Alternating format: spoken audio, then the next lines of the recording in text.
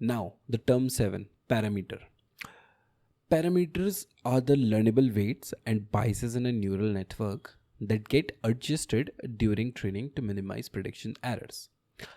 Imagine करो कि तुम्हारे दिमाग में न्यूरॉन्स है, राइट? तो उनके बीच कनेक्शन है. तो सिमिलरली एआई के दिमाग में भी ऐसे ही कनेक्शन है, और वो कनेक्शन ही पैरामीटर कहते हैं. GPT-3 की अगर हम बात करें तो उसमें 175 बिलियंस पैरामीटर थे, एंड GPT-4 में estimated is around 1.76 trillion parameters थे.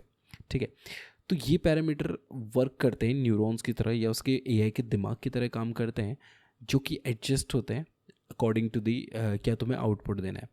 और सिंपल करके ये समझ लो कि जैसे ही कोई एआई टेक्स्ट जनरेट करता है, वो एक्चुअल में वर्ड के लिए प्रोबेबिलिटी कैलकुलेट करता है. और वो प्रोबेबिलिटी कैसे कैलकुलेट करता है? इसी पैरामीटर्स के वेट के बेस्ड पे करता है. ठीक है, वेट और बायस कितना है उसके अकॉर्डिंग. मतलब हर पैरामीटर एक मैथमेटिकल वेट है जो डिसीजन मेकिंग में कंट्रीब्यूट करता है. That's all about the parameter. And जितना ज़्यादा पैरामीटर होंगे उतनी ज़्यादा पैटर्न रिकग्निशन कैपेबिलिटी बढ़ेगी, और अगर कैपेबिलिटी बढ़ेगी तो उतना अच्छा रिजल्ट होगा. और नेक्स्ट टर्म हमारे पास है टोकन. सो ये टर्म डायरेक्टली तुम्हारा पैसा कंट्रोल करता है, इसीलिए इसको टेक्निकल समझना बहुत जरूरी है. Tokenisation is the process of converting text into numerical representation that neural networks can process. Okay, so how it works actually, AI text को सब वर्ड्स में ब्रेक करता है. ठीक है, अपनी एल्गोरिथम की मदद से उसे ब्रेक करता है.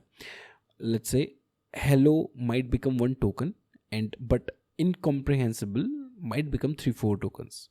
मीन्स ये जो दो वर्ड हैं, दोनों वर्ड तो एक है, बट इट कैन बी कि उसका टोकन साइज 1 हो सकता है और उसका 3 से 4 हो सकता है. तो टोकन काउंट, अब तुम सोचोगे कि अगर टोकन ये चीज़ है तो हम इसे कैसे, मतलब काउंट कैसे कर सकते हैं? सिंपल सा फॉर्मूला है कि जितना भी कैरेक्टर काउंट है उसको डिवाइड बाय 4 कर लो, तो तुम्हें उससे एक रफली एस्टिमेट मिल जाता है कि कितना हो सकता है. बट सबका अपना अपना जरिया है. मतलब जेमिनाई जो है वो अलग तरीके से टोकन काउंट करता है, जबकि चैट जीपीटी अलग तरीके से करता है. It's a business model, same पैसे पे डिपेंड है. That's about the token. Now the next term is very important, that is fine tuning. इसीलिए मैंने इसको 2 वीडियोस पे डिवाइड करा था, क्योंकि पहले के जो हमने 6 टर्म सीखे वो सारे उतने टेक्निकल नहीं थे, बट ये जो हम सीखने वाले हैं ज़्यादा टेक्निकल है. सो फाइन ट्यूनिंग क्या है? अब जैसे तुम्हें टोकन पता है तो इससे तुम्हें तुम्हारी कॉस्ट कंट्रोल रही है. पैरामीटर से तुम्हें पता चल रहा है कि तुम्हें कितने पैरामीटर का मॉडल उठाना है किस यूज़ के लिए. वैसे ही फाइन ट्यूनिंग है, ये एडवांस एआई डेवलपमेंट की मतलब एक नींव है, ज़रूरत भी है और नींव भी है उसकी, जिस पे बनते हैं. तो टेक्निकली समझते थे, fine tuning is transfer learning where you take a pre train model and continue training on domain specific data, right? Like if you want to accomplish any specialized task, you need to fine tune your model, you need to transfer learning. Okay, that's fine tuning is. But our next term is multimodal AI. Multimodal AI is kind of next gen AI thing for us right now. Multimodal AI system can process and understand multiple types of sensory input like text, images, audio, video simultaneously using unified neural architectures. That's the multimodal thing. जो अब तुम chat GPT से बात करते हो, cloud से, they all are multimodal.